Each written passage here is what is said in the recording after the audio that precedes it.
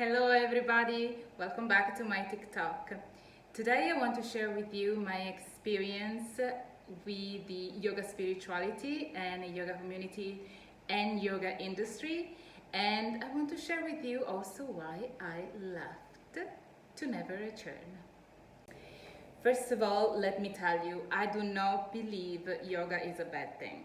Actually, I believe it is a very good thing for everybody, and everybody can do it with the right teacher, with the right guidance, with the right teaching. So this is not about demonizing yoga, it's about putting yoga back into the right context. That being said, let me get into some context. So when I started to do yoga, I was 9 years old. I'm 46 now, so I didn't start practicing yoga when yoga was this mainstream type of things that everybody wanted to do, and yoga wasn't so complicated. Yoga at that time was very simple to practice, very simple to understand, and the benefit of yoga were very clear. The teachings supporting the practice were very clear. At least my teacher was that clear.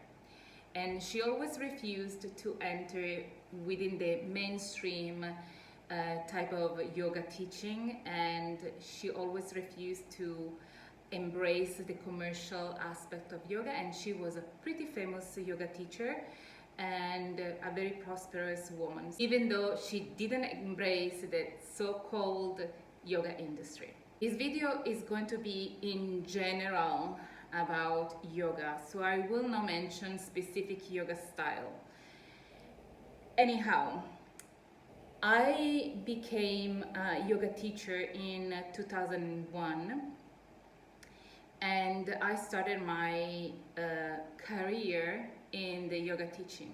I really believed in the benefit of yoga, and I really believed that was my path, my absolute mission.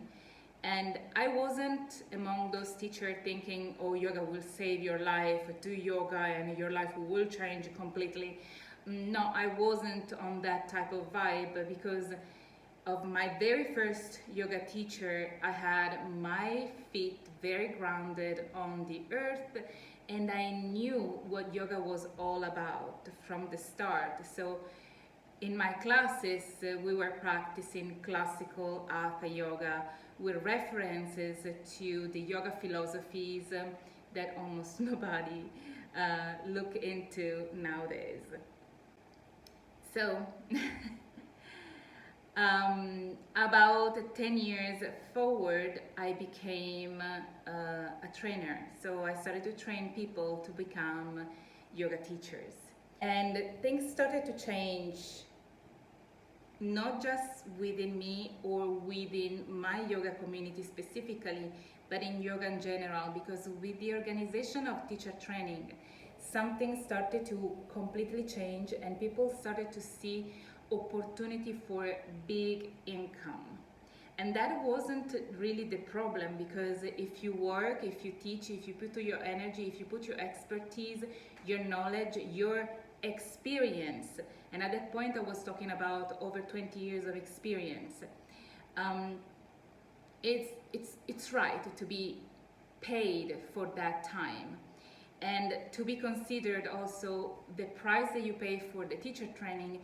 It doesn't just pay for the teacher time, it pays for the rental room, for the other guest teachers, for the supplies that we need during the teacher training. It's not really that straightforward, okay, you get all the money.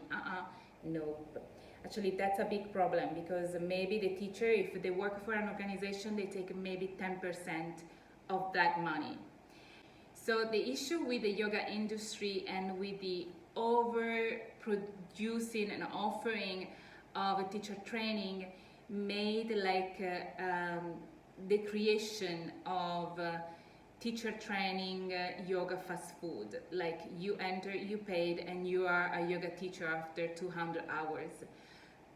To become a yoga teacher, you have to practice at least 10 years with a very good teacher that will teach you how to do things correctly, how to approach things correctly, how to incorporate the philosophy of yoga, which is essential to understand what you are doing correctly.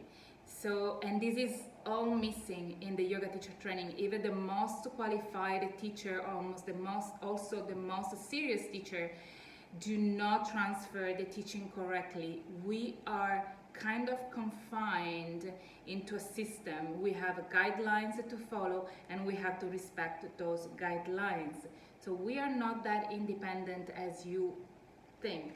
And especially if you are a part of an organization that actually give you additional guidelines, you have to respect those guidelines, because maybe there is a trademark on the yoga that you're practicing. So you are confined into that package and you cannot overstep.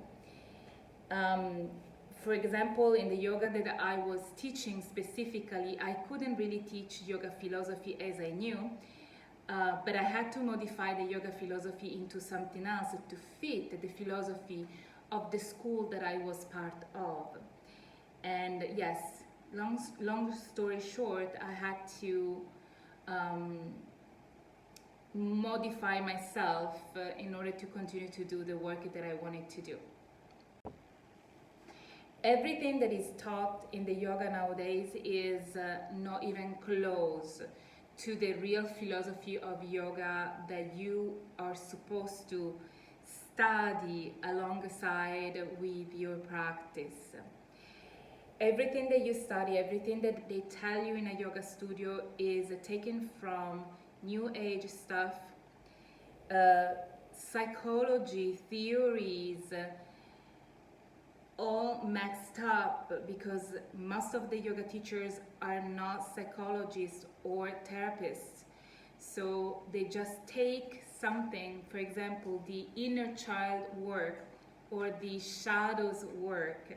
That's all psychotherapy theories. They should be done and proposed by a person that have done an academic path about these topics, so they are prepared and certified to do that work. Yet in the yoga industry, it's used to attract more people. For some reason, people have a fear to go to a psychotherapist, but if a yoga teacher says, let's do a workshop on our shadows and inner child, flock of people literally flood the room of these yoga studios without even realizing or understanding that those type of topics need a very deep and specific preparation. They cannot be improvised. Another incredible and very dangerous practice that they include into the yoga is the shamanism. I studied shamanism at university. It was part of my program as an anthropologist of theater and dance. So they made me study the Siberian shamans, and it was a very fascinating study. And you cannot improvise yourself as a shaman. I found that ridiculous on one side, but also very dangerous. And here I am, also saying the ayahuasca thing. That's not a yoga thing, and it cannot be mixed up with yoga. And it's not real. It's not all these things, not these things separately. All these things are not yoga. They are there just to melt stuff around your mind and made you return to class for more. Because of the cost of maintaining a yoga studio owners needed to start to change a little bit the language around the yoga classes to basically attract more clients and retain more clients. So what do you think is the best way to attract more clients and retain more clients? I tell you, I know you know, is feeding on their fear. So basically they build up yoga classes that will make you feel super excited and feeling high after class. So you feel this euphoric sensation and you see, I feel very good. I feel reborn and I just I feel great and alive again. That sensation is done by your serotonin and dopamine and endorphin release during a yoga class, but after 24 hours you will feel as shit as you felt before you went to class. So you said, oh, see, I had to return to class, and you will return to class and you will feel high again after class, and after 24 hours you will feel like shit another time and you will return to class, until that becomes like a codependency type of cycle, and people will return to classes just to feel that high peak every single time. There are people that take classes every single day. However, there is no benefit into doing yoga physically just to feel high if there is not the integration of the true philosophy of yoga, so understanding what you are doing on an energetic, emotional and mental level, and not just physical.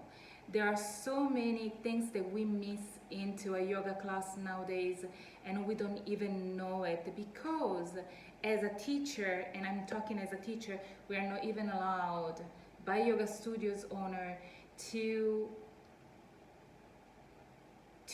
speak about these things, because they are too complicated. They might scare people off, so they might not return, because they will understand that there is more into it than just feeling high.